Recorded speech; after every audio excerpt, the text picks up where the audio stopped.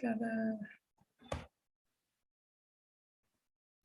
Okay, great. So welcome. So yesterday was World Obesity Day. And as part of World Obesity Day, we've decided to organize this webinar on childhood obesity.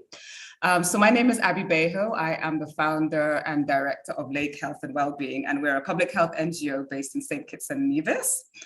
So today we're focusing on childhood obesity, and you may be wondering why we're focusing on childhood obesity.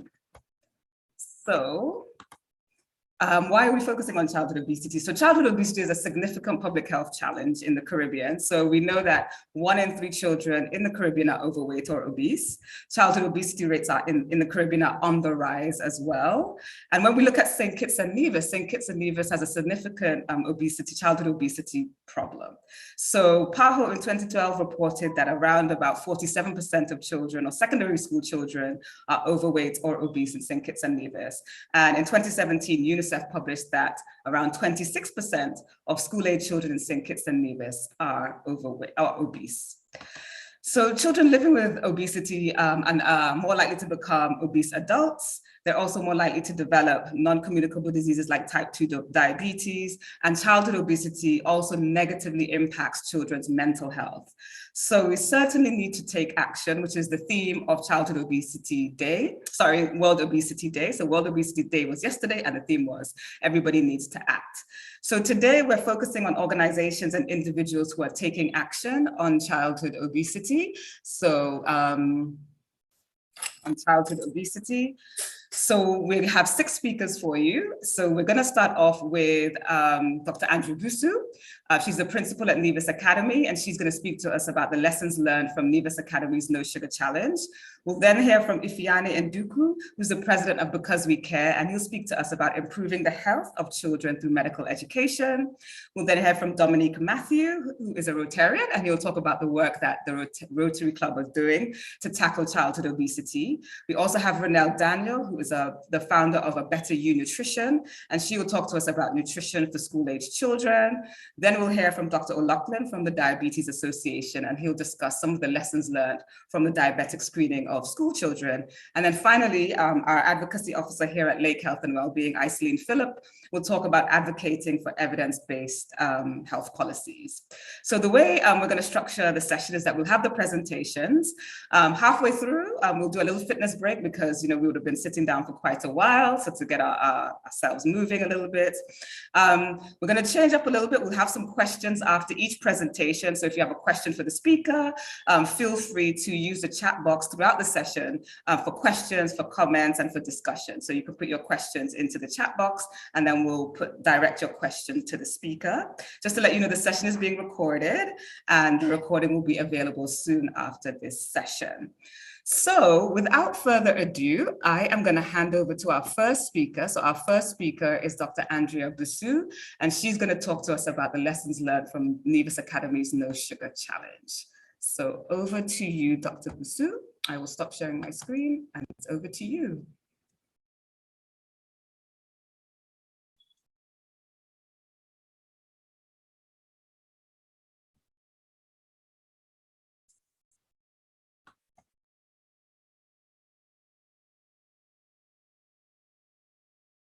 So Dr. Busu, just to say we can't hear you if you're speaking. I think you're on mute still. Oh, I needed to unmute myself. Yes. I am Dr. Andrea Busu, and I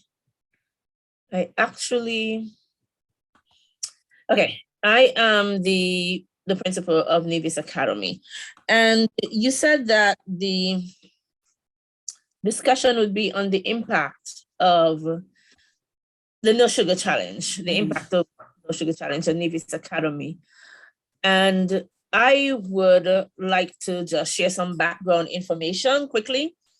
Before I get to the impact, I made some observations about my students, and I also consulted with some teachers, and we realized that when the children had their first break in the morning, it was just so much sweet.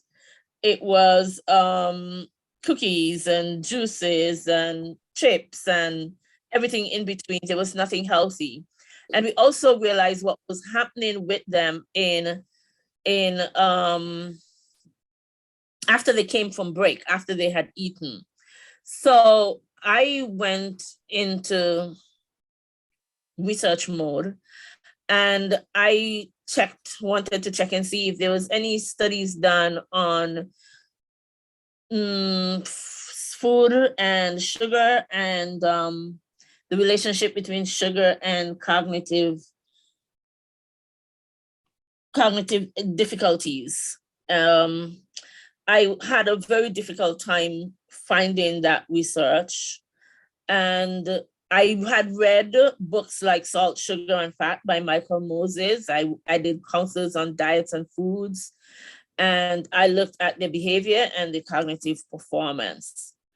And after I looked at everything and consulted with my teachers, I then discussed it with my parents.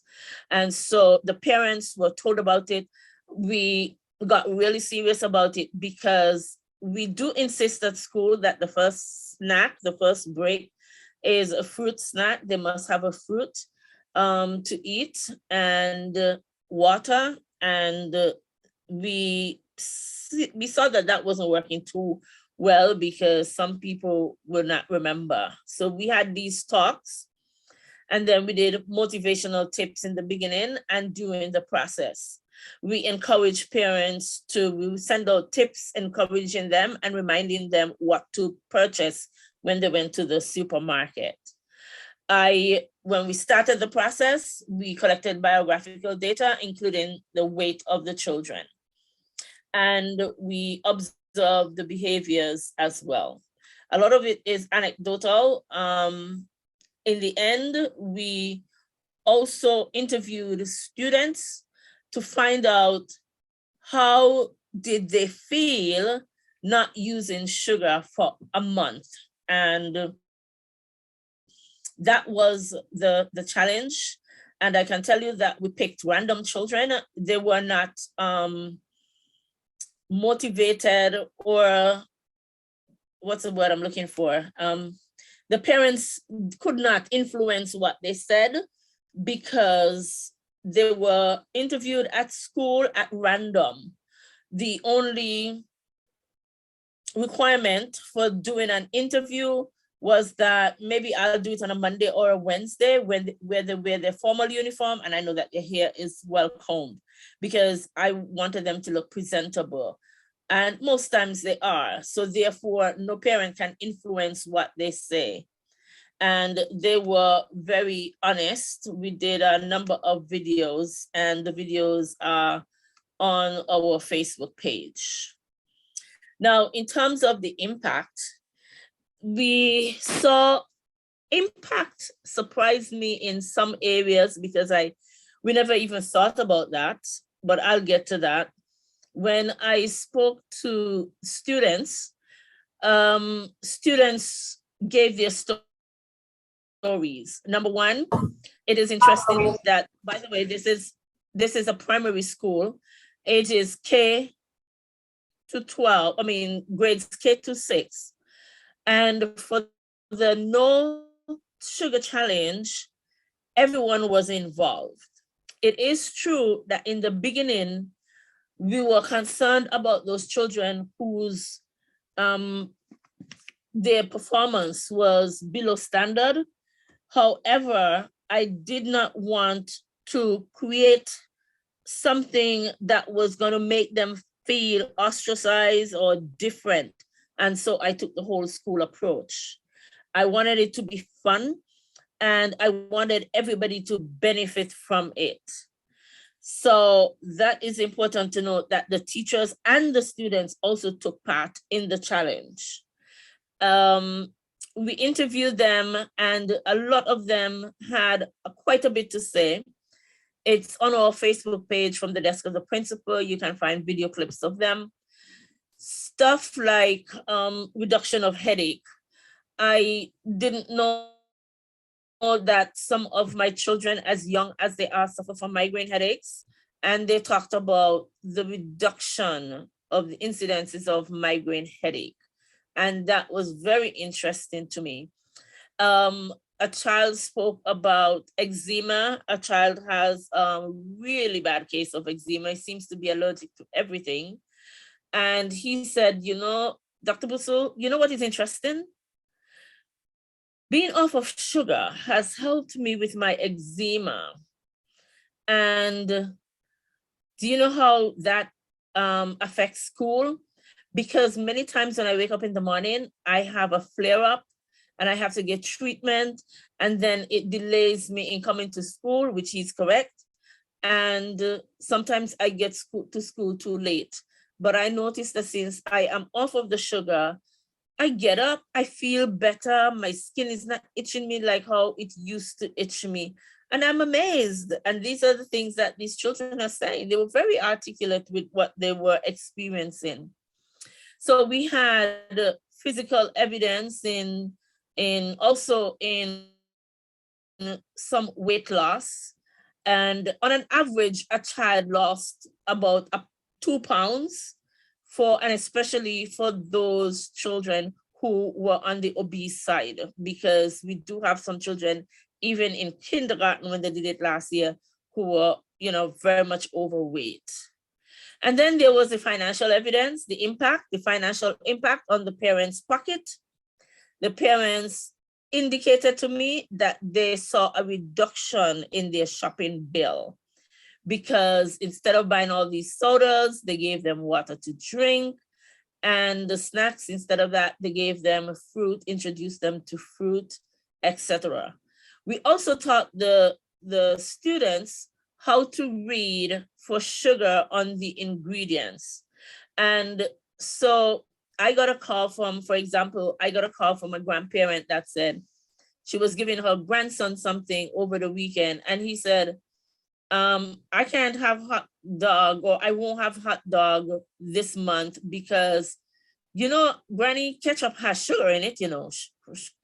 Ketchup has a lot of sugar in it, so I won't take that. She was like, really? And he said, yeah, I'm on the no sugar challenge. And if I look at this, I can show you the different names of sugar, different types of sugar. And so that was interesting.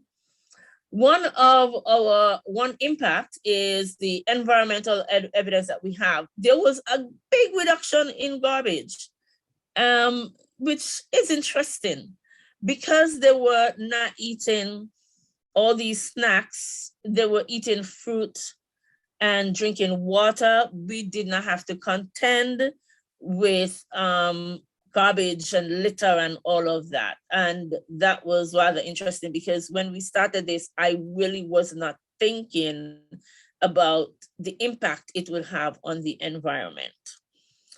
The parents encouraged me to continue the no sugar challenge. So Abby, I'd like you to know that we did do the no sugar challenge at a different time. We did it in February, in the midst of Valentine's Day. And then we did it in the last term, where we did the same thing and parents participated. Parents have been encouraging and asking when we are going to return to it. I've noticed changes in the food content that they bring to school. But we had some disruptions with online learning and versus face-to-face. And so we're just coming back on stream. We came back on stream towards the end of January, as you all know. And this is a sports term, so the focus is on sports. But at the beginning of next term, we're going back into our no sugar challenge. So overall, when we did the survey, 95% of the parents surveyed said yes, they would want their children to be involved again, because they felt that they were, it was interesting. They felt that they were losing control as to what to give their children when they prepare their lunches. But kind of sad, but kind of funny, they used my name to like a passport to tell them they can't have this because Dr. Busu say you cannot have this at the school. And there were one or two parents who actually should have embraced the program, but they felt in the beginning like my child can eat whatever.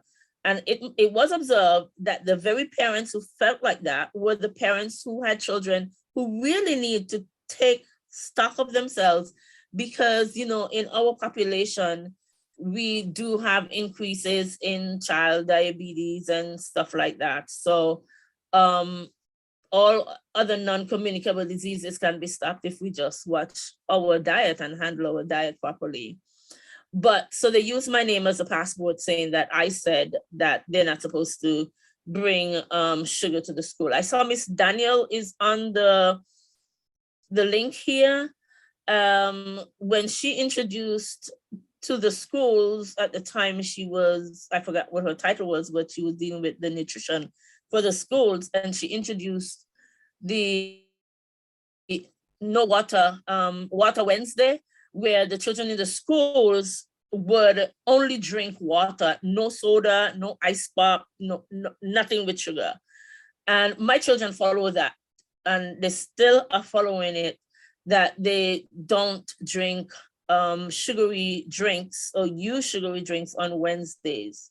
So when we go back to the No Sugar Challenge, we will be, and so I'm doing the study and collecting the data, and we'll write about it. I started writing about it, but we are going to do a second cycle and compare the results of the second cycle.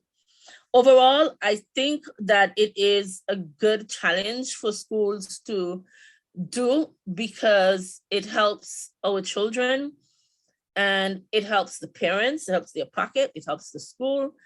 And cognitively, I must say the teachers also observed that the children, when we went on the No Sugar Challenge, they didn't have that slump after that 10-15 break. Children were more alert and ready. And it's amazing the highs and the lows of sugar intake. And they were rather satisfied with it. And they are also calling for us to go back on the No Sugar Challenge. And as I said, I had done some research through the universities, the University of Maryland, and searched their database and all over, but I could not find any studies done with, of course, children, you have to go to IRB and get a lot of approvals and stuff like that. But there was nothing for us to go on except that we knew what the impact of sugar can have on the body. And now we know, based on that little experiment that we did and which we will continue to do, what the impact of sugar has had on our students. And so we plan to do it again. Are there any questions? Because wonderful. Wonderful. Thank you, Dr. Busu. Wonderful. So that I can leave room for questions. Okay, wonderful. Thank you, Dr. Busu. So it sounds like your No Sugar Challenge was very impactful, having both short and medium-term benefits, and also indirect benefit on the environment. So kudos to you for your efforts. So does anybody have any questions for Dr. Busu? You can put your questions in the chat, or you can unmute yourself and you can ask your question. So does anybody have any questions? While they are thinking about questions, one of the persons I shared my experience with, which many of you may know, he was the former director of PAHO, Dr. Hospitalis. Mm-hmm. You may or may not know him, or somebody on the chat on the webinar may know him. And he did, indicate that he would really like the children, he would really like me to write up the report because we can, go further with it. Wonderful. I see someone here said, Danielle said thank you, Danielle. Somebody has a question. So they were asking if the children had sugar at home. So I guess they weren't having sugar at school, but were they also not having sugar at home? They weren't having sugar at home in most cases. I had so many interesting stories because I remember a parent called me and said they were going shopping. And you know what? I forgot this. Impact. Parents also joined the No Sugar Challenge. It made it easier for their children to stick to it. And they themselves confessed that they really, when they thought about it, they consumed too much sugar as a family. Every morning, we will do a countdown. So I will have countdown motivational tips, colorful and everything with fruit and water. And that also encouraged them. So with the parents joining, it was easier. A lot of parents said they also did not, to avoid the temptation, they did not purchase sugary snacks for home. So they said, when you're home, you would stick with it. Some parents allowed a sweet.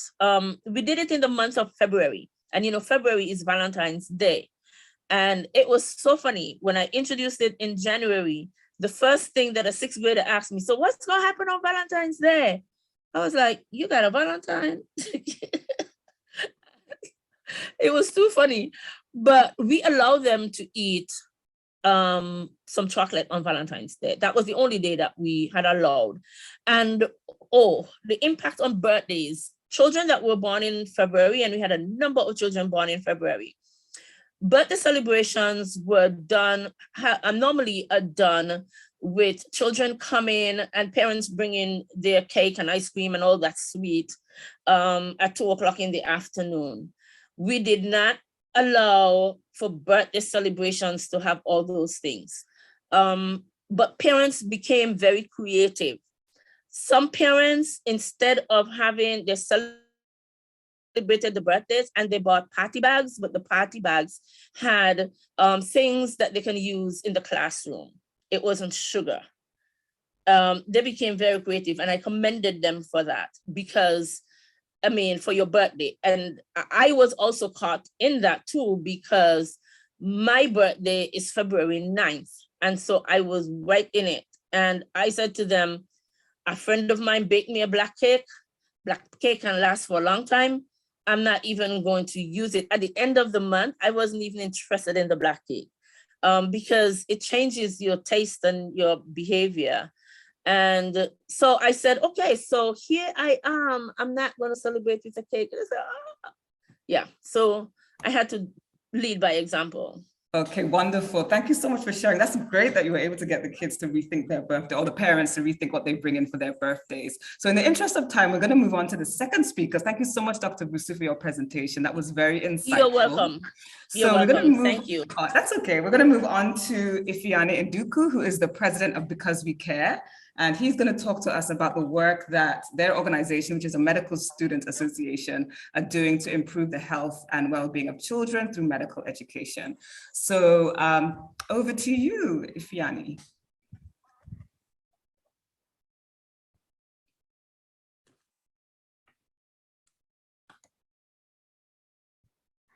Okay. Hello, everyone. My name is Ifeanyi Nduku, and I will be discussing examples of improving the health and wellness of children through medical education on behalf of Because We Care, also known as BWC.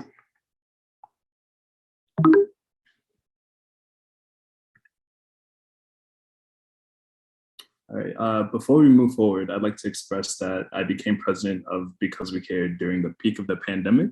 So many of the events that I've put on have been virtual, but we will be going back through events that have focused on obesity, health, and wellness all the way from fall 2019.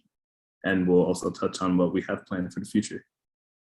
So who is Because We Care? Because We Care is filled with future physicians who are dedicated to community service, diversity and inclusion, health education and wellness, And we also provide students with various opportunities on the island and online to create a positive impact in their school and personal community while simultaneously building their own interpersonal skills, whether it's in advocacy, in writing, and creative design, and research, or in public speaking. Here is the current board for this season, representing our organization. Now, who am I? Once again, my name is Ifani Nduku, president of Because We Care, and I am a medical student at UMHS. I decided to go to med school because I noticed within my own community just how seriously disproportionate various diseases and disparities are running. My grandfather passed away from diabetes that led to gangrene of his leg, and I believe that this was in part due to the lack of medical access and care in villages in Imo State, Nigeria. But it's surprising that the same thing occurring over in Nigeria was happening in the Western world, specifically to people who look like me, Black people. That's why I'm here trying to do what I can at the moment to at the very least educate individuals on the issues. So Because We Care has actually put on a few things to push forward the importance of physical health, not only on the island, but also virtually throughout the country and to students who aren't from here, particularly among children. So back when we were allowed to have people on our campus, we currently aren't allowed to, but we held an anatomy outreach event in collaboration with the Ministry of Education. Here we brought in students from grade 12 and had them undergo an interactive lab experience where children were put into 10-minute stations and they were able to learn about basic organ functions and what could go wrong with those organs when we don't take care of our bodies the way we should. We also participated in the International One Health Fair, which was meant to educate the public as an effort to push for the best public health outcomes on the island. Hypertension and diabetes are some of the most serious issues in St. Kitts, and both of them are influenced by diet. So having a good diet was heavily emphasized among the community.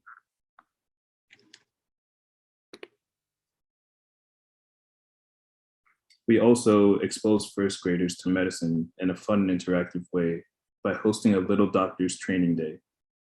Here we taught these kids a number of skills, including first aid, healthy hygiene, and our priority was nutrition.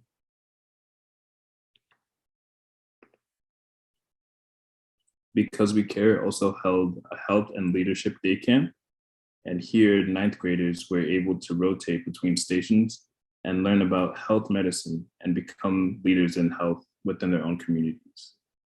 That was the goal, and that's what we pushed for.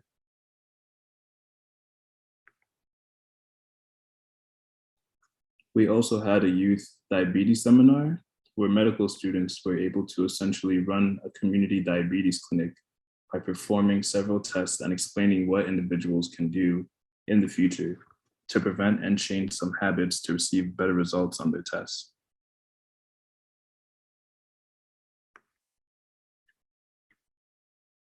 And we've also been able to collaborate with Lake Health and Wellbeing to discuss and bring to light childhood obesity in St. Kitts, also in collaboration with another one of our organizations, PMSA, the Pediatric Medical Student Association.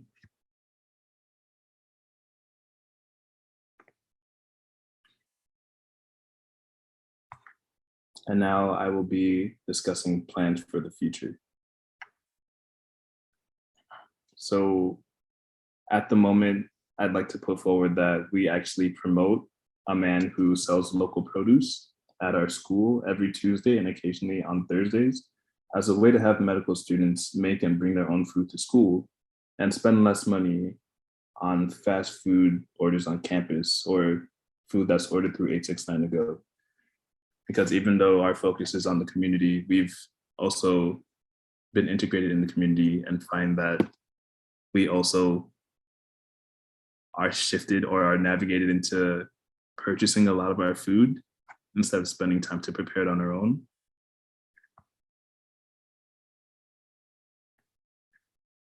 All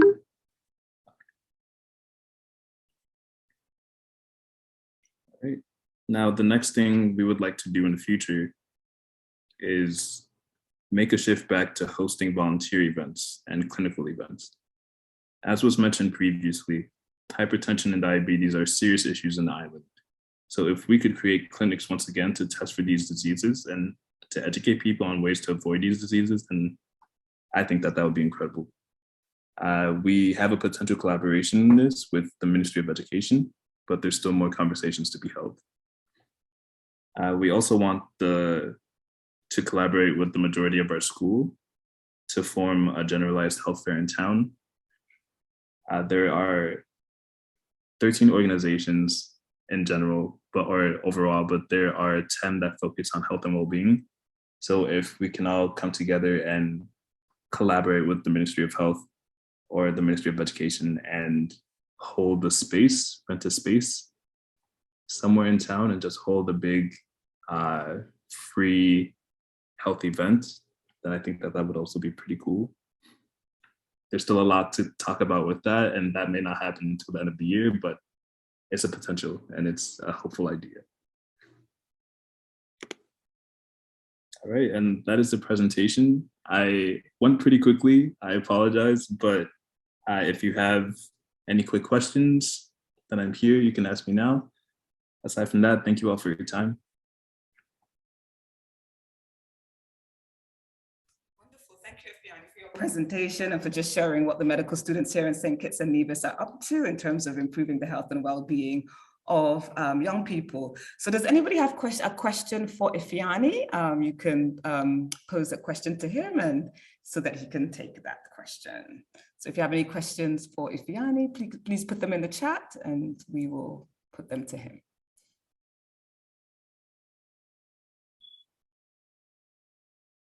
Okay, it looks like no questions for you, so you were very clear. So we will move on to the next speaker. So our next speaker is Dominic Matthew, and Dominic is from the Rotary Club, and he's going to talk to us a bit about the work that the Rotary Club is doing to tackle childhood obesity. So over to you, Dominic. So you can share your screen.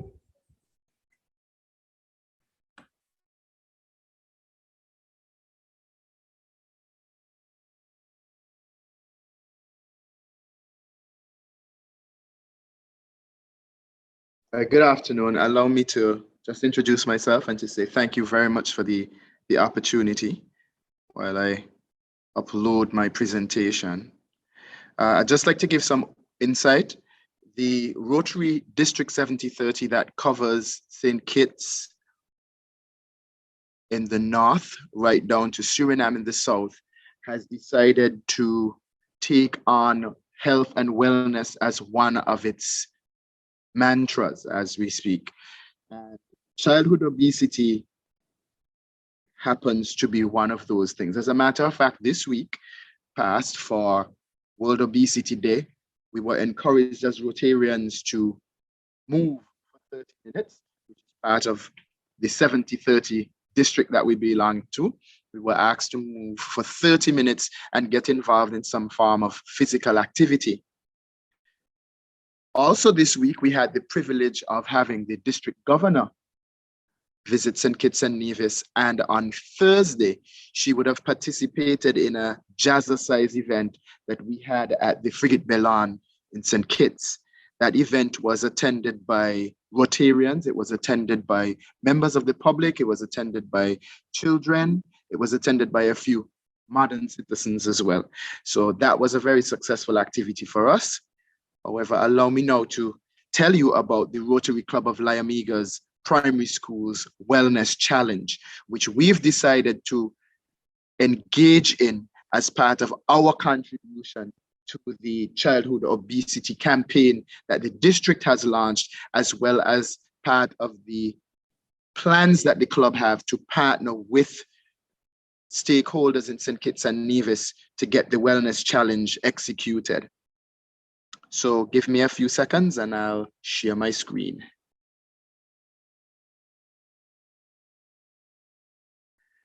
Okay, something is happening.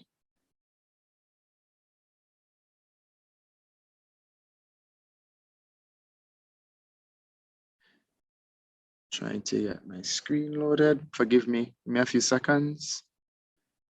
No problem. Okay, I think I'm having some technical difficulties sharing my screen. So okay, let me see if that's on our side. I will see if you've got let me just well, allow me to just give an overview in the meantime while we do that. The Wellness Challenge is for primary school students in grades 3 to 6. And we believe that this is the target audience that most likely would, I mean, they're younger persons, but we believe this target audience would be the audience that would be more active at that age. We have so far prepared a proposal, which I'll briefly explain to you in a few, but we've also reached out to our partners, which I'd like to say thank you very much to publicly again here, Mrs. Adora Wana and Dr. Reginald O'Loughlin from the St Kitts Diabetes Association for their assistance thus far in trying to get us to get the project going. They have been very helpful in providing us with some data that we have been evaluating and that we intend to use as part of the partnership with the St Kitts Diabetes Association in executing the Wellness Challenge. Okay. You should be able to share your screen. Okay. Let me try again. Okay, it says just one moment. So the name of the project is called, while that is going, the name of the project is called Let's Move. And that project is to get young persons active. I'm multitasking as we speak, so just bear with me here.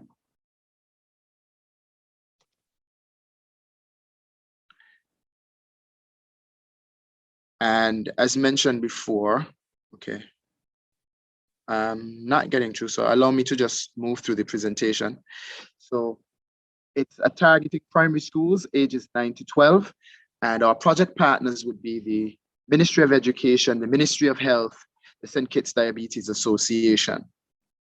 The objectives of the program is to educate students about the importance of healthier diets and being active, to use positive and creative messages to support general well-being, to reduce the number of cases of childhood obesity, to reduce the cases of non-communicable diseases among young children, to motivate, inspire young children to see healthier eating and physical activity as a way of life, to strengthen relationships and partnership with the Ministries of Health, Education, and the St. Kitts Diabetes Association to promote healthier lifestyles, and to demonstrate the club's commitment to social and community development.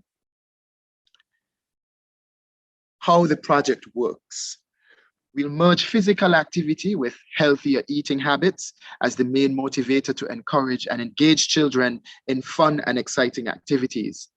This will be done through the school's physical education unit or the sports master with input from the Ministry of Health and the Ministry of Education. We'll work with the club and the Ministry of Health to develop simple programs. These simple programs can take the form of games, team sports with an award system using points with positive affirmations to encourage participation. The students will be weighed, have their BMI taken weekly in partnership with the community health centers in that particular area assigned to the community to gauge and monitor the progress over 3 months. So we intend to do this as a pilot project in a 3-month period, which is a school term in the first instance. Records will be kept, helping to monitor and evaluate the progress, as well as make changes where necessary. Information will be collected and documented and shared with our stakeholders. I mentioned before that this is part of a district initiative, so we have access to available work. So the students will be given workbooks so that they can keep the focus and to use at their leisure and to keep the wellness challenge in their mind and thought processes as well. Now, the presenter before me, I think it was the first presenter, would have mentioned that they have started an activity where they bring a fruit. We have designated Wednesdays, which is the same Water Wednesday as Bring a Fruit Day, where students will be asked to bring a fruit. Local farmers in that particular community where we intend to do the pilot project will be engaged to make seasonal fruit available for the day. Even if the club has to sponsor the fruit, that is a commitment that we are willing to make. Vendors at the school who ply their trade will be asked to substitute sweet treats with healthier alternatives. Students will be engaged in physical activity where they see it as part of being cool. Outside of that, they'll be encouraged to do that: walking, riding a bicycle, engaging in sports, football, basketball, cricket, tag, whatever it is. This approach will help to boost participation by students, including students who are not so athletic or so, physically inclined to do. The Let's Move chant will be used as part of every session as a reminder and a personal mantra for them. We intend to hopefully, once the project is launched in full, because we want to target all primary schools, is to introduce a mascot that will be considered as part of another phase of the project. At the end of the period, students will be gifted with a Rotary Club of La Amiga Wellness Challenge Gold Medal that is specially created with the Let's Move logo for their participation, progress, and for being ambassadors of the Wellness Challenge. The following tactics will be used. We intend to have partnerships, as I mentioned before, but these will then go into meetings and presentations with the stakeholders.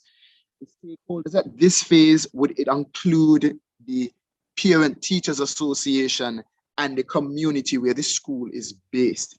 So we intend to make a town hall type presentation, or in this case, Zoom meeting presentation to persons in the community who have access to that type of technology and who have come on board to support the cause. We intend to use radio and television interviews, the Ministry of Health and Ministries of Education Communications Unit, school newsletter bulletin or bulletin board. It's Wednesday, it's Thursday, it's Friday. Let's keep the movement going. Social media, the club website, promotional posters or banners as well, press and media releases, word of mouth, and we intend to use the Rotary District Communications Unit because they too are part of the childhood obesity campaign to help us promote and push the activity. We expect from this endeavor to reduce the number of cases of childhood obesity by at least 5%, if not 10 in that particular school.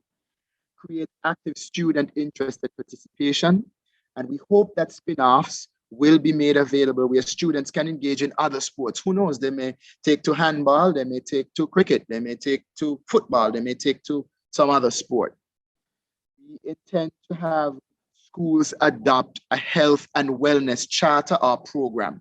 So out of this pilot project, we are expecting the ministries of health and education. This is a little ambitious, but we expect that they would make it a part of the school's curriculum. Even if it's just the pilot project school for now, you make it a part of the school's curriculum. As we know, sports term is the second term, but we want the school and the schools that come on board thereafter to make it a part of their school's curriculum. So like we have Water Wednesday, Wednesday could be Wellness Wednesday, so to speak, where we include the fruit, we include the physical activity, and in so doing, by extension, include the staff as well. So the students feel welcomed and knowing fully well that the school has their best interests as far as health and well-being goes. We do recognize that there will be some limitations. Stigma and discrimination. Some students are fat, some students are slim. Funding might be an issue as well. There's an unwillingness to participate from the students, the school, the parents, and by extension, the community. So there's that lack of support. We do recognize that that is a limitation. I do apologize for not having the presentation, but I've reached the end. Is there any question or comment or concern? I'd be more than happy to answer in the question and answer section. Thank you very much. Wonderful. Thank you so much, Dominic, for your presentation, and really great to hear what the Rotary Club has planned. I might have missed it, but how many schools are going to be involved in the pilot program? Initially, we have received information from our good friends at the St Kitts Diabetes Association, which we will be working with. Mm-hmm. We've received information from 2 primary schools, the Dr. William Connor Primary School and the Irish Town Primary School. So we're going to use those 2 schools as part of the pilot project. Okay, wonderful, wonderful. So does anybody else have questions for Dominic about the Rotary Club's project? Any questions, any thoughts, any comments?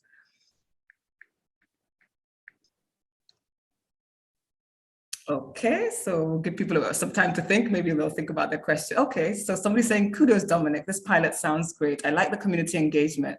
Quick question, will the youth have any leadership roles in the project? So will young people be able to take a leadership role in the project?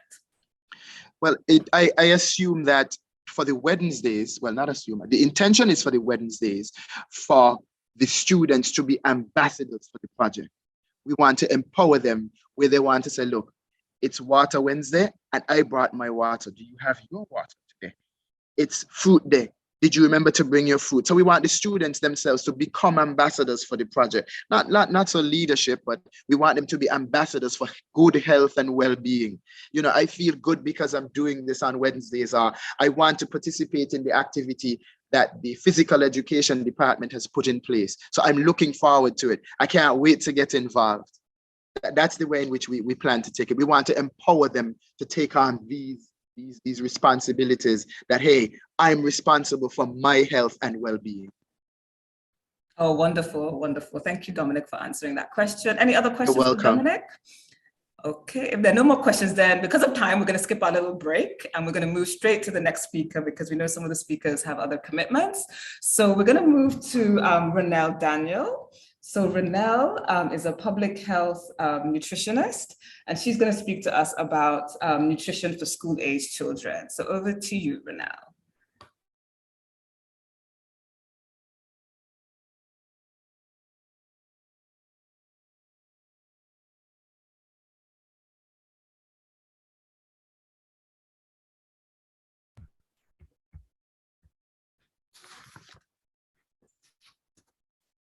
Have you ever felt like you knew exactly what you wanted to do with your life? Then you realize that you would have been completely wrong about it. Well, almost 12 years ago, I had a pulmonary embolism.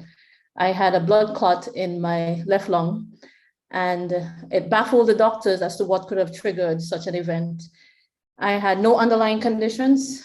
I had not been on any long trips overseas. I was in my early 20s and I had a healthy body weight. I was actually pretty thin and loving it because that meant I could eat what I want and still stay relatively healthy. I did not overindulge, but I wasn't deliberately eating healthy either. So besides youth and size were what I thought would determine a long life and good health. Some doctors even said maybe it was just an autoimmune response, but my analysis was that God wanted me to change direction. At that time, I was preparing for medical school. I'd completed my first degree. I was working in a research institute, and I was preparing to do my MCATs, which would be the medical entrance exams for the US. And my stress levels were high. And then I had a blood clot. Dying at 23 was not on my bucket list of things to do. I had so many things to do before I died. You may be wondering, what does this have to do with nutrition for school-age children? Well, after this life-threatening event, I decided to live life to the fullest. I decided to reduce my stress levels and get married. That's funny, isn't it? But that's what I did. Even though we were planning on getting married after med school, I got married to the love of my life and we started a family. And now I have two beautiful, intelligent children. Along the way, God opened doors where I did master's courses in nutrition at Tufts University in Massachusetts, as well as a master's in public health nutrition at the University of Technology in Jamaica. What a journey that was. Looking back on this event, I realized that if I knew the things then that I know now, I probably wouldn't have had a blood clot in my lungs. My education in Nevis and the US failed to prepare me to implement changes in my diet that will help my body support the different seasons of my life. My name is Renelle Daniel. I am a public health nutritionist, and I am the founder of A Better You Nutrition. I love helping people become better versions of themselves through healthy eating. Previously, I worked at the Health Promotion Unit as a health educator. I also worked at the Ministry of Education as their school meals coordinator for all the public schools in Nevis. Now I work with families offering nutrition counseling as well as seminars on healthy living. My next seminar will actually focus on what to eat while you study. And this is geared towards helping school-aged children eat healthier while they're preparing for exams.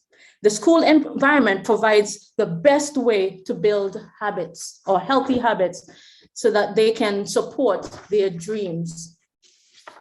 Our society has shifted from children that are physically hungry to children who are undernourished because of the development of obesity. It seems like a paradox. How can you be undernourished and yet overweight or obese? There's another hunger which goes unnoticed. This is happening at the cellular level. Our cells are being starved of nutrients that are critical to the needs of the body. Our children do not seem to get enough nutrients so that their bodies can function at their best. And our bodies are actually turning on and turning off genes to accommodate our different lifestyles. Living healthy is often seen as something for the old and sick rather than for school-age children. But small changes in the diet and lifestyle at an early age can help support the next prime minister, the next premier, the next teacher, the next preacher, the next hero that our country would need. I hope I live long enough to see a school with a motto, and I took one of this is our fictitious school, the Nevision Academy motto, not to be confused with Nevis Academy, but the Nevision Academy motto. I hope I live long enough to see a school that has a motto: if you want to become a doctor, eat your vegetables. If you want to become a lawyer, eat your fruits. Or if you want to become a teacher, eat your peas and beans. The Nevis School Meals Program has sought to emulate a lot of what I'm saying today, in that we want to support our children while they learn. While working as a school meals coordinator, many changes were made geared towards building an environment that encouraged healthy eating for school-age children. You might say that it may seem a bit impossible for us to instill healthy habits at a young age, or sometimes you feel like the task is so daunting. But with the Nevis School Meals Program, we proved that something that may seem impossible was actually very, very possible. Impossible isn't something that can't be done. It's just something that hasn't been done before. So the Nevis School Meals Program, we introduced Water Wednesdays, as you would have heard before. Water Wednesdays, every Wednesday, we would put out a flyer that would encourage children to drink more water. This is one of the flyers that were used, and there were many that would encourage our children to drink water on that particular day, on Wednesday. But some schools took it further, where they had Water Thursdays, they would have water for 3 days. And as you see with the Nevis Academy, we had a no sugar challenge. And then we also had our tour around the Caribbean menu. Now the tour around, and this is for the Nevis School Meals Program, the tour around the Caribbean menu was geared towards introducing children to different dishes around the Caribbean. We have the national dish of Haiti, as you would see, but there were many others that we introduced our children to, just so that they can fall in love with eating again.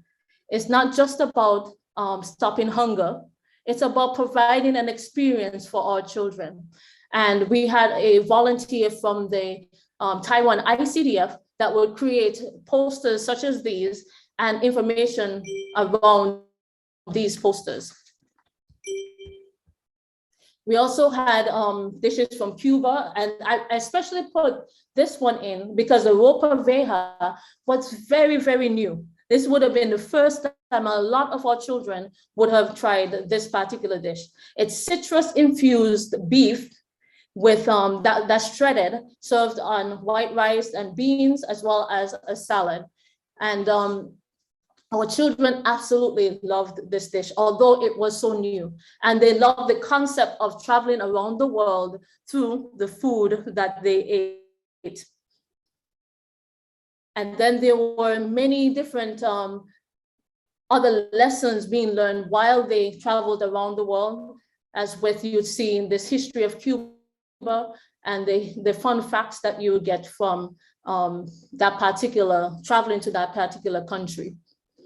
The pigeon peas and rice from Anguilla was especially noteworthy because this is something that we usually prepare, but then our children were excited about knowing that this was also served in other Caribbean islands, and this was a national dish for a country as close as Anguilla.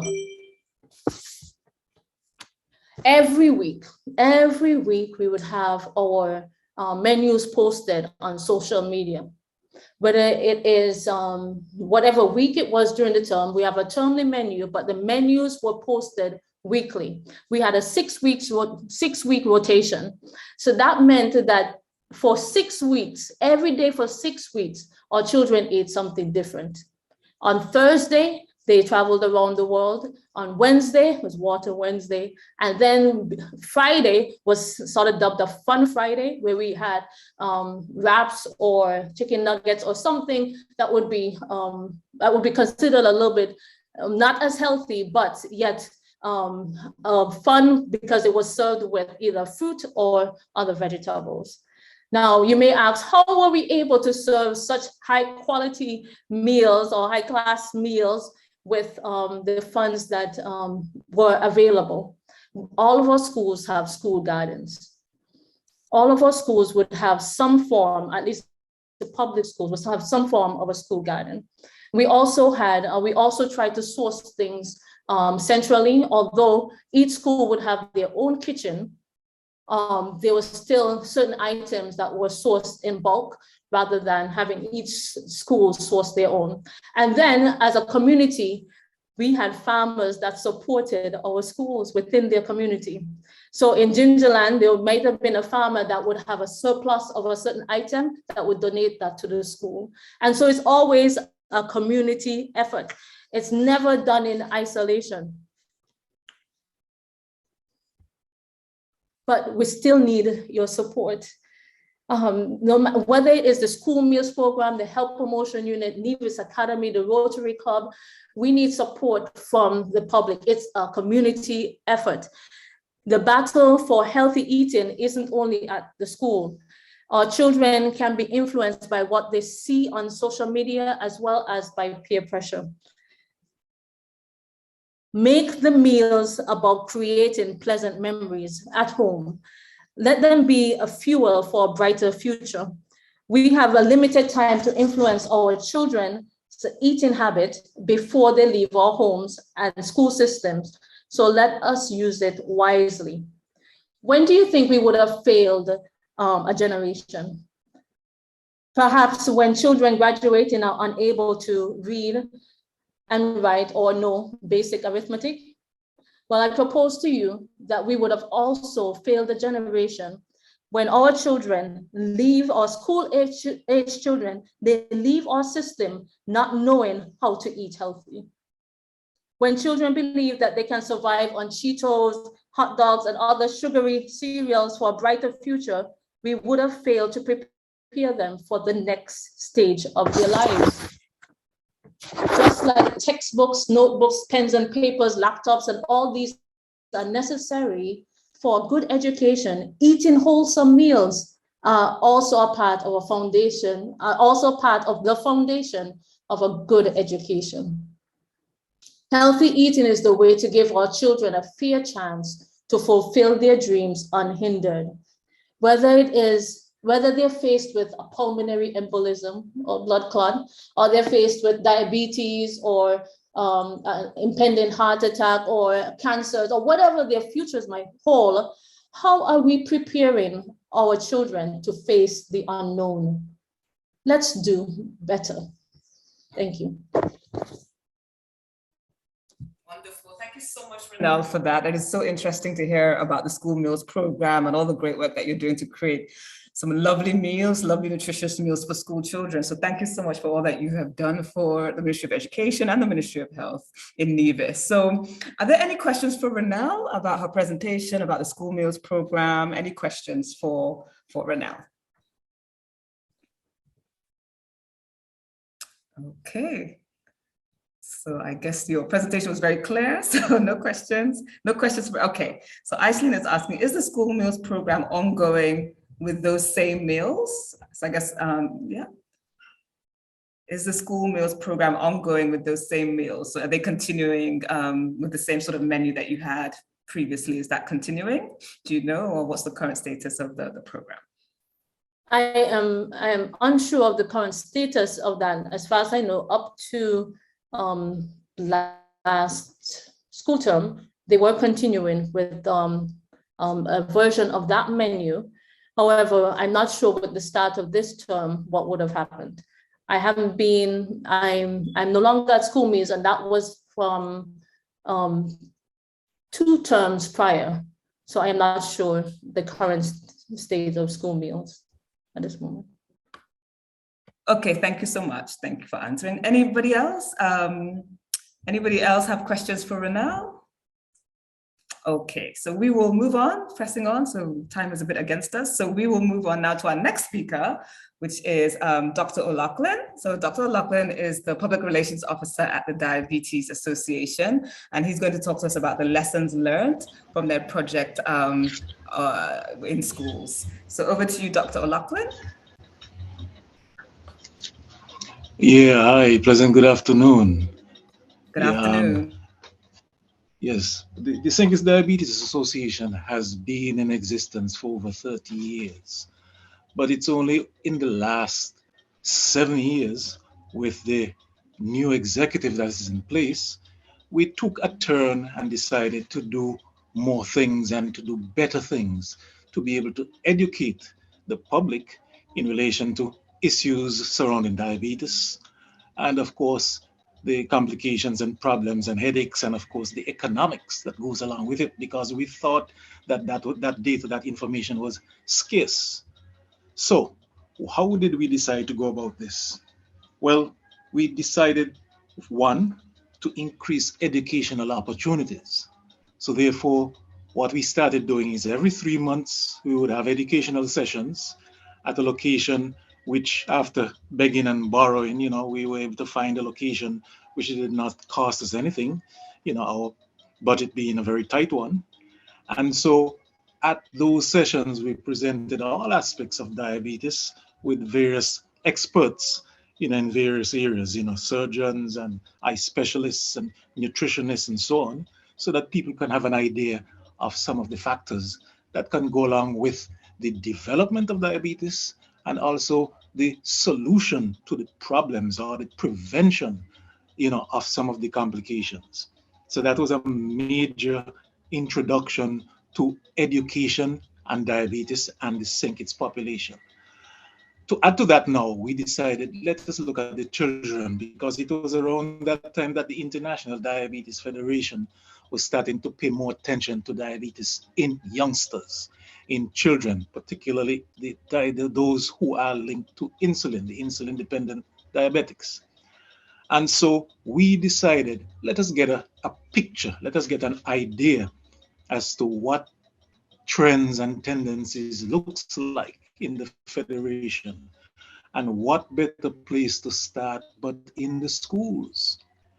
We were already getting some support, some collaboration from the Ministry of Education and also from the Ministry of Health in terms of manpower, in terms of capacity to be able to visit those schools and collect some data.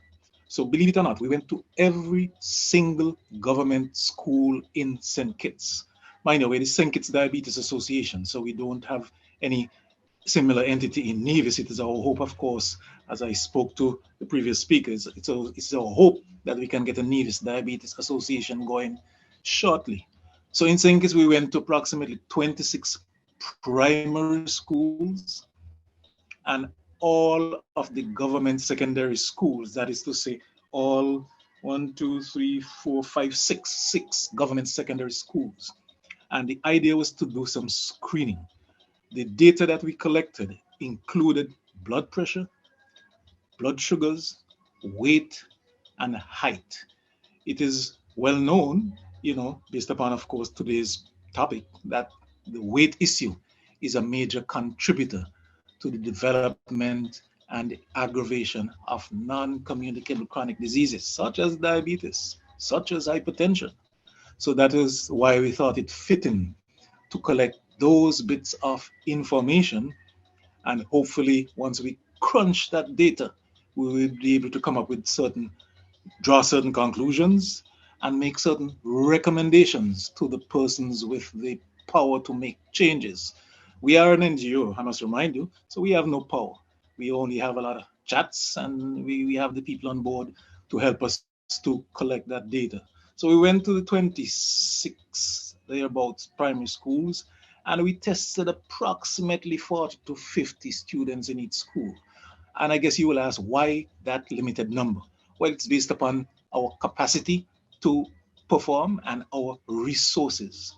We are a very broke organization. We are so broke that we can't even pay attention. And so therefore, we were able to get enough supplies to be able to screen roughly that 10-15% of the various school populations.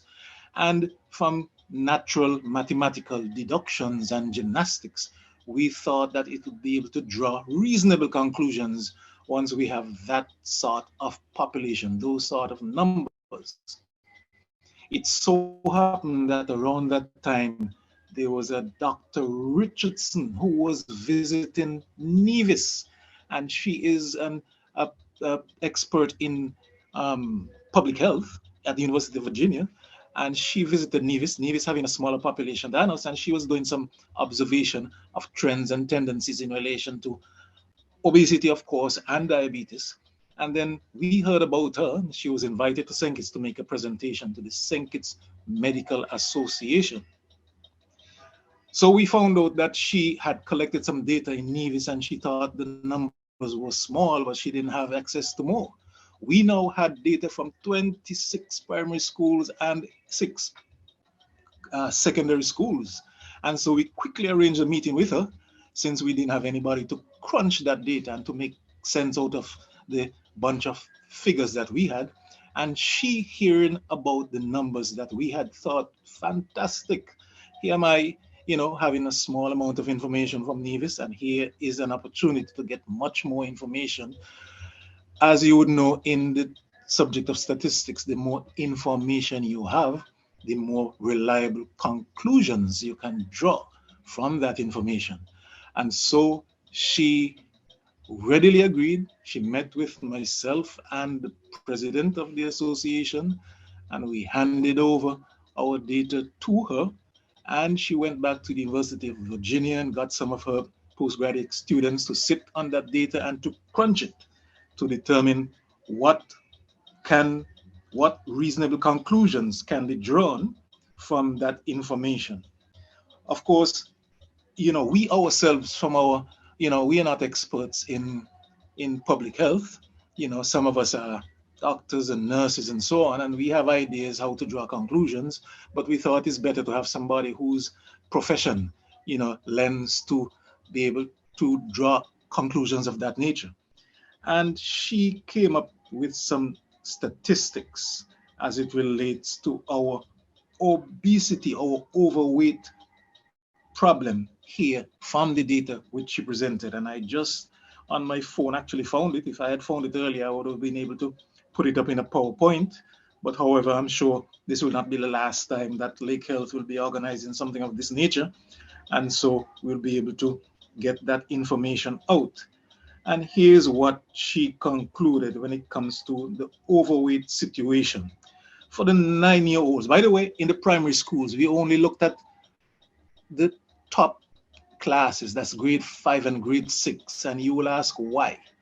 We were doing diabetes testing. We were pricking those fingers, and we thought it would be easier to get an 11, 10-year-old, 11, that age range to agree to the finger prick, as opposed to being able to get the 6 and 7-year-olds. So we stayed with the older children, and those were the ones we screened in the primary schools. When we went to the secondary schools, we took students from first form to fifth form.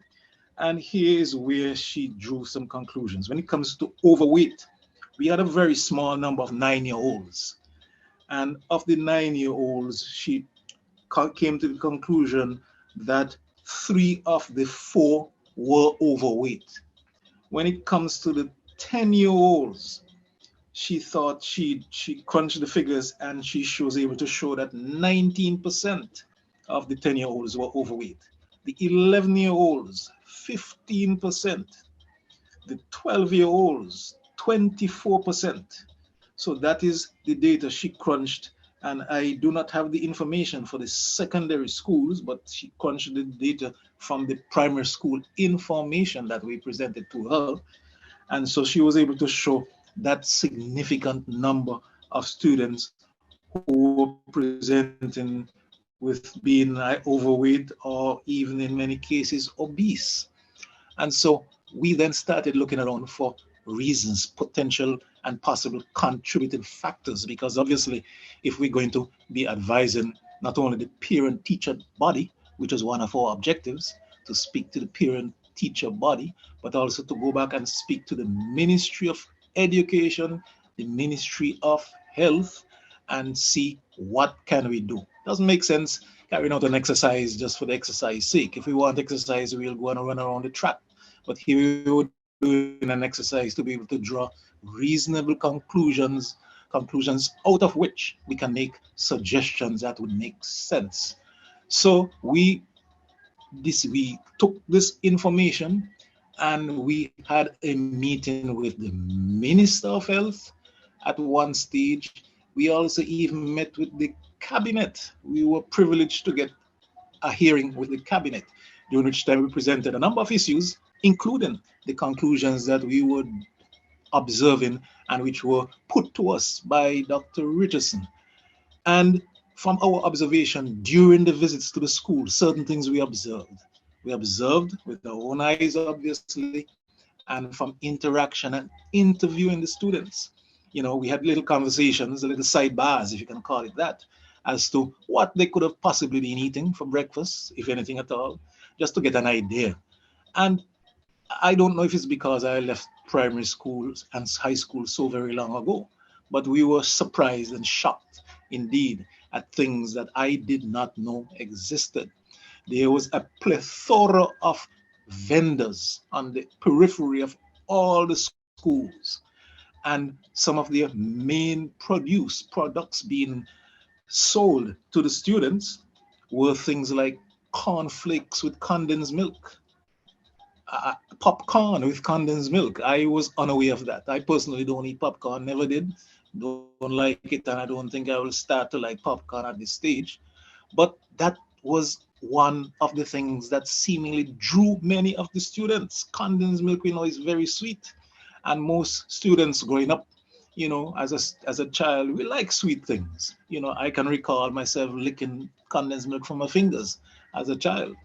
And so even though there were many students, many parents who would have fortified their children with healthy things in their snack packs and their backpacks to go to school, what invariably happened was that these students would have followed the ringleader. Always there's a ringleader among students who would have then ventured to these vendors on the outside and would be procuring those sort of items.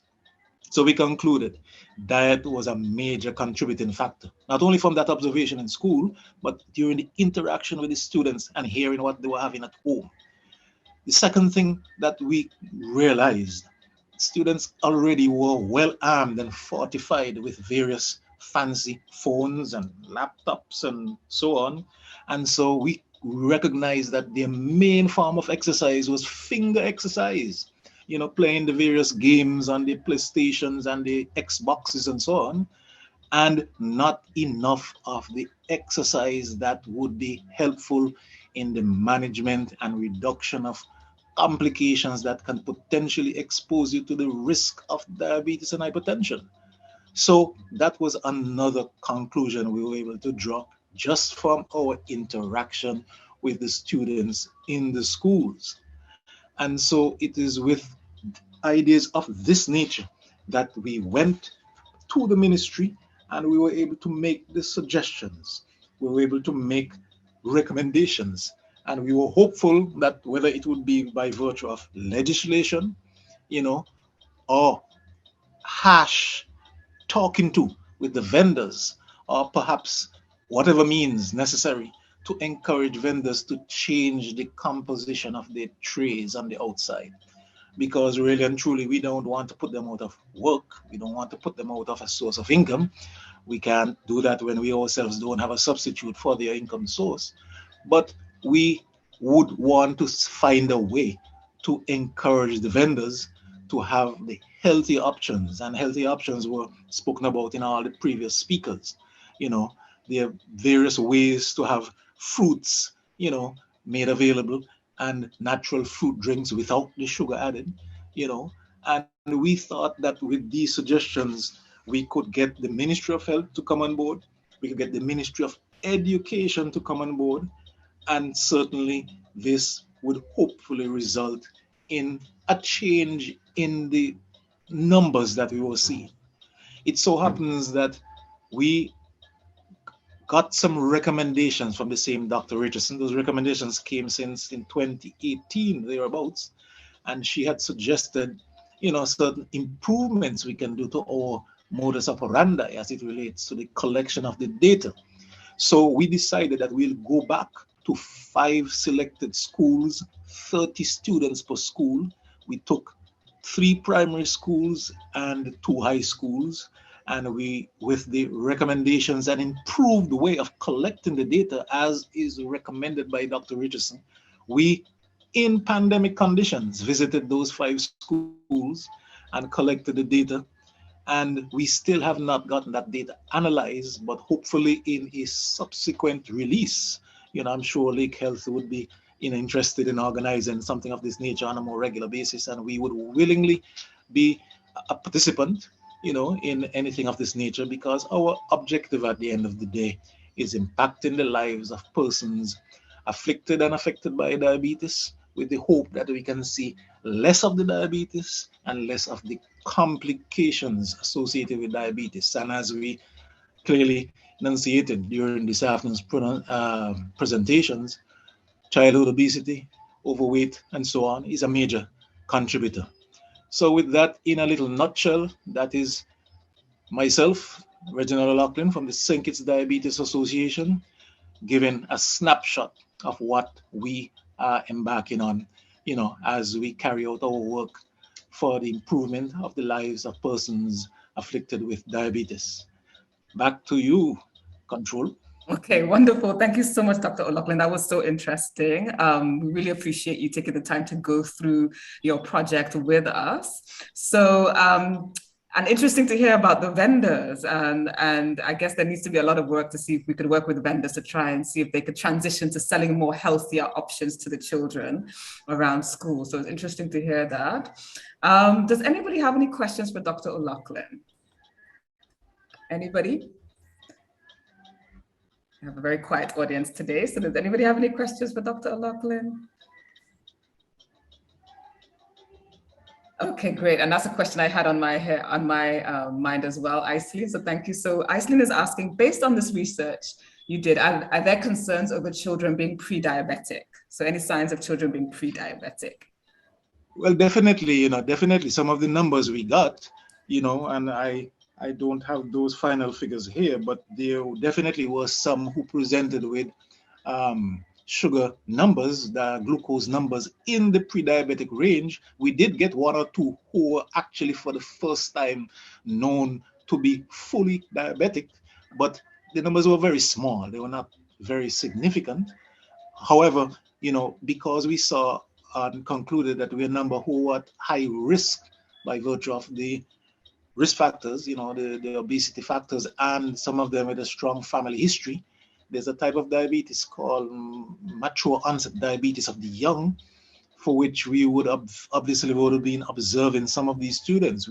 Believe it or not, we were having primary school students exceeding 200 pounds in weight.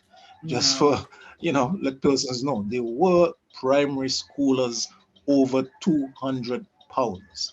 And so therefore that alone, we can see the potential problems linked to that. But certainly there were a small number of those who were classified as being pre-diabetic. Okay, interesting. So Dominic is saying that the Rotary Club stands ready to assist with analyzing the data. So you should feel free to contact him about that. So that's an offer. Oh, certainly. I'll certainly be looking for Dominic. Wonderful, wonderful. And also just to say from our point of view as well, that we'd be very happy for you to come back to share the data, the conclusions from the data when you went back to schools. We're always happy to showcase the work that's been done in St Kitts and Nevis. So very happy to have you to come back. And we'll probably do a similar event again in the future. So does anybody else have a question for Dr. O'Loughlin? And then we'll swiftly move on to our final speaker. I just want to say good afternoon to my colleague in Antigua from this Antigua Diabetes Association. I think I saw her in the chat room. Yes, Juanita. James. Yeah, Juanita is my good colleague in the regional diabetes movement. And so just good afternoon to Juanita. Wonderful. Nice to have you, Juanita. Okay, as there are no questions for Dr. O'Loughlin, we'll move on to our final speaker. So that is our very own Iceline Phillip. Iceline is the Advocacy and Research Officer for Lake Health and Wellbeing, and she's going to be talking to us about advocating for evidence-based health policies. So over to you, Iceline. Hello, good evening to everyone. Thank you so much for sticking and staying. Thank you to the presenters who have gone so far.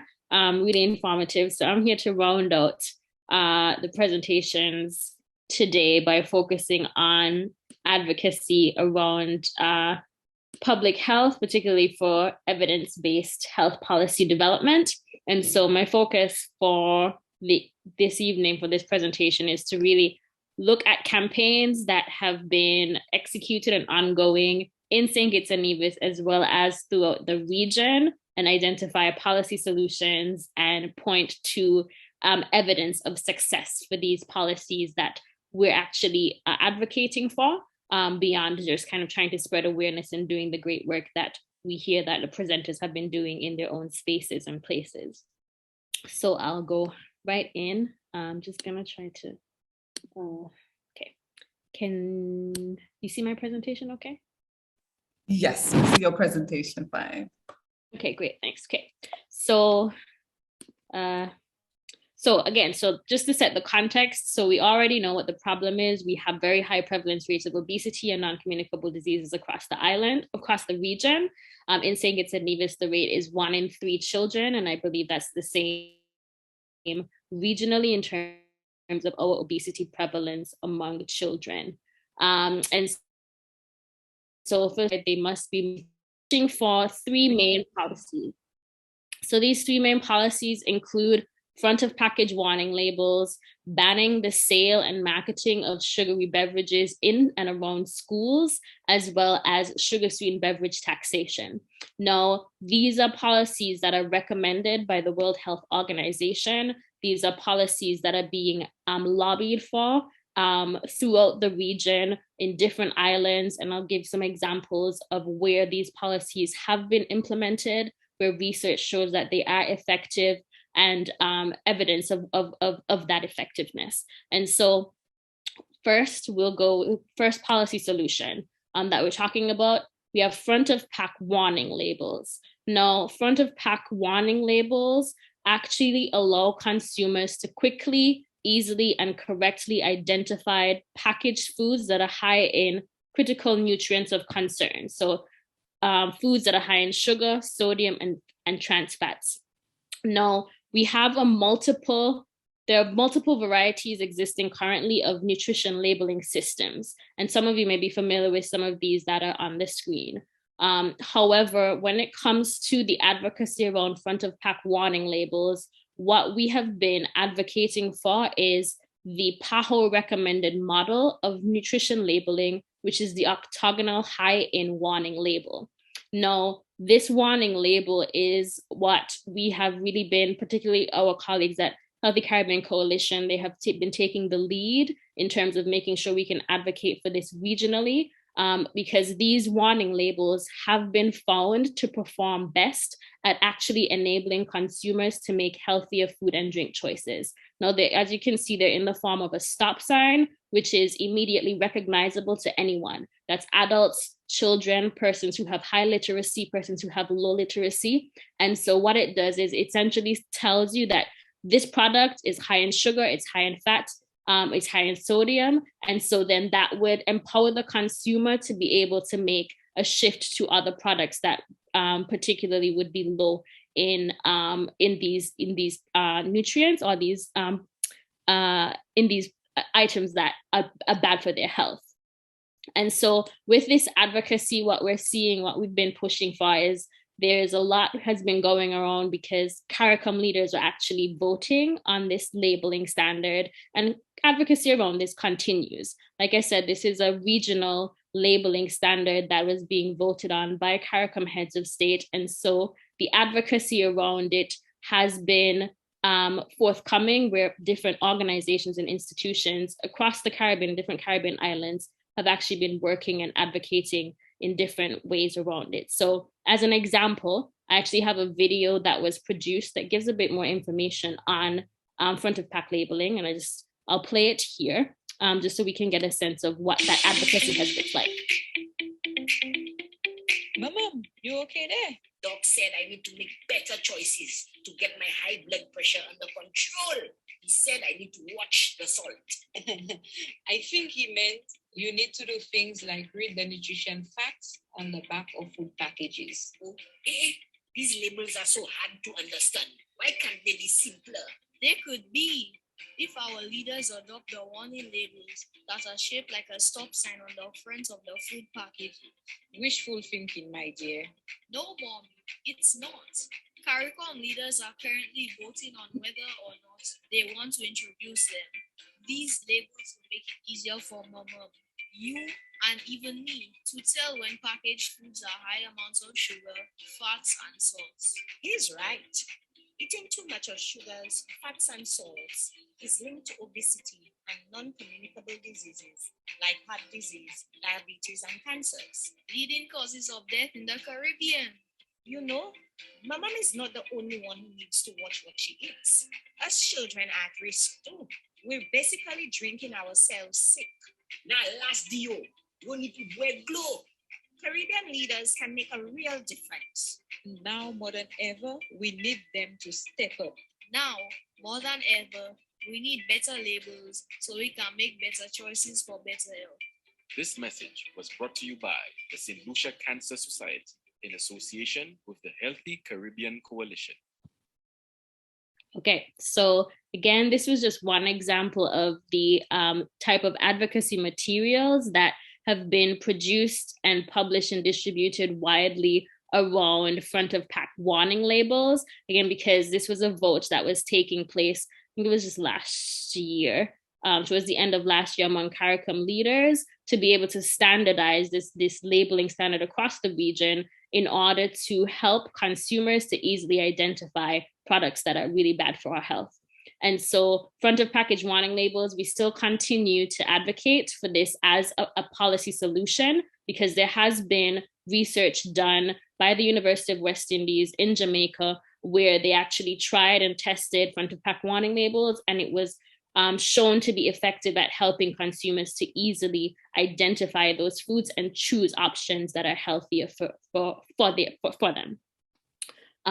So policy solution number 2. So when we talk about banning the sale and marketing of sugary beverages in schools, this is being advocated for so that we can help to promote healthier school environments by removing sugary beverages and foods that are high in sugar from our school environments in order for us to create healthier food cultures, beginning with our children. We got the data from Dr. O'Loughlin just previously around, the alarming and the concerns that we're seeing based on, pre-diabetic children, as well as children who are overweight and obese.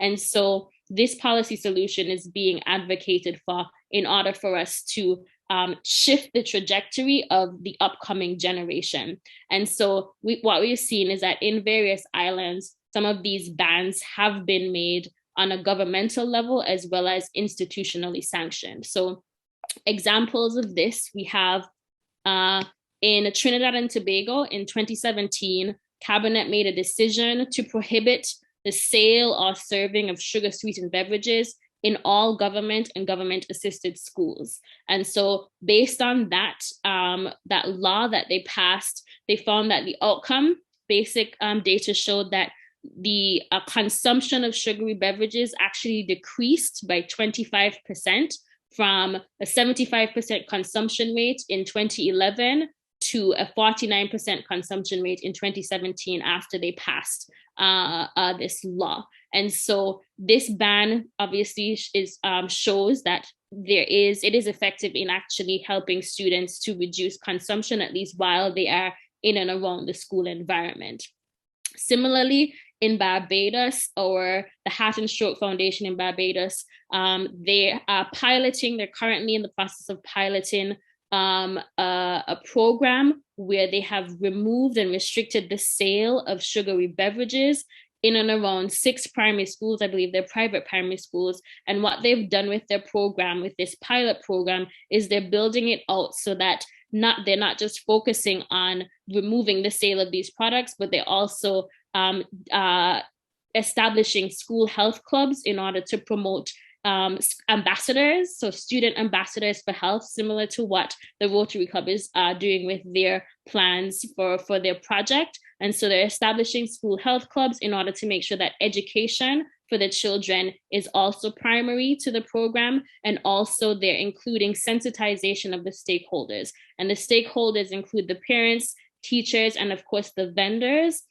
because obviously the vendors play a major role in terms of selling snacks and beverages to students. And so because they're talking about restricting or banning the sale of these things in and around schools in an effort to not remove or to not stop obviously the income generation for our micro businesses, these small vendors, they've actually done quite a bit of engagement with vendors to see how they can work with vendors to create menus of products that are healthier for the children.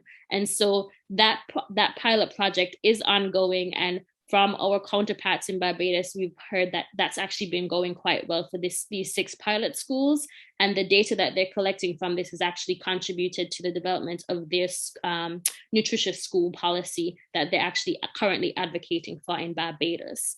And so that's another example of how banning the sale of marketing and of sugary beverages in schools can be effective.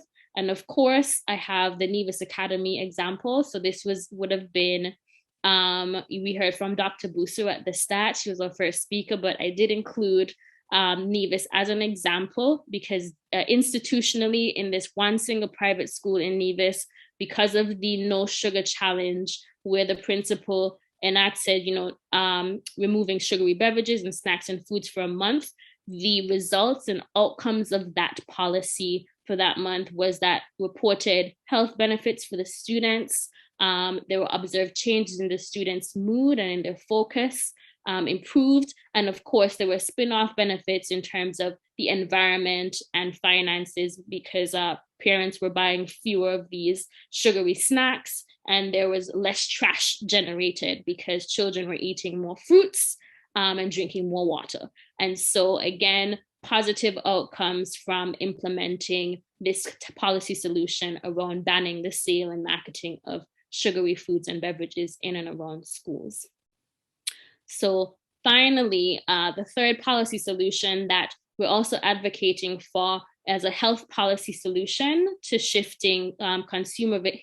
shifting consumer behavior is a fiscal policy. And so sugar-sweetened beverage taxes, this is a fiscal policy approach to curtail consumption of sugary drinks and tackle obesity. Now, when it comes to sugar beverage taxation, essentially what it is would be, it's a consumer tax placed on sugary drinks. So that would increase the price, increase the cost of unhealthy beverages in order to deter consumers from purchasing those beverages and instead purchase healthier beverages like water and non-sweetened beverages. Now, sugar beverage taxes are actually very popular.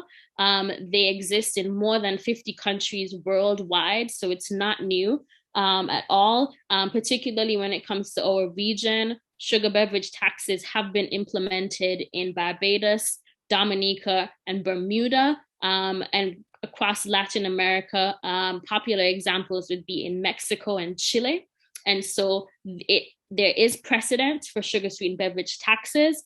And generally the trend in terms of benefits for taxation, they are found to reduce sugar beverage purchases. So the overall trend is that implementation of taxation does reduce purchasing trends when it comes to these beverages.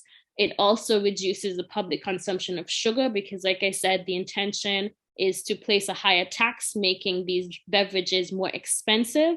And so when with that tax, consumers are then steered towards purchasing beverages that have less sugar in it, reduces negative health outcomes. And so the long-term trend, the long-term outcome is that, of course, we then will be able to see reductions in some of these things like obesity, like diabetes in the long term. Also, taxation is found to incentivize industry to reformulate their products. And by that, what we're talking about is because of the fact that the government chooses to tax these beverages, what we're finding is that in order for industry to maintain profits, they were then forced or encouraged to reformulate their products and make them less sweet. And so that's part of the advocacy in terms of getting industry involved in more positive ways, where we're actually seeking for products to be produced with less sugar in them. And that will also help to shift and change culture, where our palates would become more used to less sugar. And of course, because it is a tax, governments are able to generate revenue, which can be earmarked for public health interventions to be put back into public health programming. And that is essentially what we're advocating for when it comes to taxation. I know nobody usually likes to hear about an additional tax, but part of the things, one of the key part of advocacy for SSB taxation is that government can generate that revenue and put it back into public health interventions like school meal programming, or health clinics, diabetes health clinics, or supporting health NGOs in the work that we do, of course. So these are the top three solutions. So again, advocacy for SSB taxation continues to be ongoing across the Caribbean and across the region. We do know that there have been publications around the impact of sugar-sweetened beverage taxation. And again, trends show that it is most immediately effective at reducing or shifting a behavior when it comes to purchasing and consuming these beverages that we know are bad for our health. And so these are just some examples of some recent publications that were published by PAHO and the World Bank Organization, if there's anybody interested in looking up just to kind of get some more specific data from the countries that have implemented taxation. You can find these on Google anywhere. Okay, and so kind of wrapping up, coming to the end, and so kind of bringing it back around, based on these three health policy solutions that we have and that we know that we're pushing for. Part of the Your Sweet Enough campaign is it's ongoing in terms of the messaging that we have been pushing for and advocating for. And I kind of want to leave everybody with our campaign jingle. Again, the Your Sweet Enough campaign, it is a public health education campaign where we have been out in the public, trying to inform and educate everyone about the dangers of consuming sugary drinks. We've had partnerships with the Ministry of Health as well as the Ministry of Education in terms of the messaging and our jingle. I would like to think that it's a very popular jingle by now, but it's very central to our campaign, very central to our messaging, because it contains all the essential messaging that we have in terms of reducing consumption and encouraging persons to drink water. And so I want to leave everybody with this jingle and also, remind persons of the work that continues to be ongoing. The public education aspect is very visible, but of course, in the background, we continue to work with lobbying and advocating for these policies that I mentioned, which I believe are also as essential as the work that we're all doing in our individual spaces, as associations, as CSOs, to be able to push for creating and improving the health and well-being of our communities around us. So I will leave everyone with our jingle and then turn it over to Abby. Hold on, stop. Think about the drink before you take a drop. Read up on the label on the back. They say science sugar low in fat, but don't be fooled by that. Drink some water, share some love. Tell your body you're sweet enough. Drink some water, share some love. Tell somebody you're sweet enough. Drink some water, share some love. Tell your body you're sweet enough. Drink some water, share some love. Tell somebody, hey.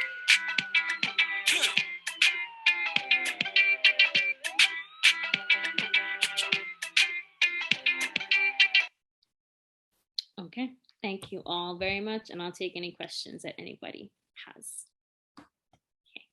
Okay, wonderful. Thank you so much, Iselin, for your presentation and walking us through the various different policy options that we have in terms of trying to tackle childhood obesity, reduce sugary beverage consumption, and create a healthy school environment and a healthy community. So does anybody have any questions for Iselin about policy? Any questions for Iselin about policy? Okay, so we have a very quiet audience. So any questions? Not just for Iselin, I think we have some of the speakers are still here. So if you have any questions for any of the speakers that remain, so we have Dominic still here. So if you have any questions for Dominic, please feel free to send in a question in the chat. But if not, then we are going to wrap up. So I would just like to wrap up. I don't see any questions, but I will keep an eye on it just in case any questions come through. So I really just want to say thank you so much to everyone for joining us today for this important conversation about childhood obesity. Childhood obesity is a major issue in the Caribbean, and so we just really have to think about how we can work towards projects to address this issue. So we would like to really say a big thank you to everybody that's working on tackling childhood obesity and for all the speakers who presented today about their projects. So a big thank you to Dr. Andrea Busu for talking to us about Nevis Academy's No Sugar Challenge. Thank you to Ifiani and Induku for talking to us about the work that the medical students are doing. And thank you to Dominic for talking about the work the Rotary Club is doing to tackle childhood obesity. They're doing some great work and are very much interested in seeing how their pilot project goes. Thank you to Renelle for talking to us about nutrition for school-aged children and for focusing a bit on the Nevis school meals program, which is a really great way for us to get children to consume healthier products, particularly targeting the school environment. So that is really great. Thank you to Dr. O'Loughlin for talking to us about the work that the Diabetes Association is doing. And then of course, thank you to Iselin for also speaking to us about the policy options that we have when it comes to trying to reduce the consumption of sugar-sweetened beverages, but also creating a healthy environment, both in the school environment and also within the community. Also want to thank everybody for joining us today. Thank you so much for attending. We really do appreciate you taking a time out of your Saturday to be with us today. So this, yesterday was World Obesity Day. So again, we're just recognizing the organizers of World Obesity Day, which is a World Obesity Federation. So if you'd like some more information about World Obesity Day, which happens every year on the 4th of March, then you can go to their website, which is worldobesityday.org. And you can also find them on all the social media. So just to say, you can keep in touch with us, so you can find out more about Lake Health and Wellbeing on our website. You can send us an email if you have any questions about the work that we're doing. And also you can find us on Facebook and Instagram. So with all of that being said, thank you so much everyone for joining us. We're definitely going to be hosting similar events like this in the future. So definitely stay tuned so that we can have more interesting conversations around public health. So again, if there are no more questions, then I think that is it. So thank you, everyone. But again, if you have any questions, or if you think about questions later on, you could always email us the question at info@lakehealthandwellbeing.com. So thank you so much, everyone, and have a good rest of the day.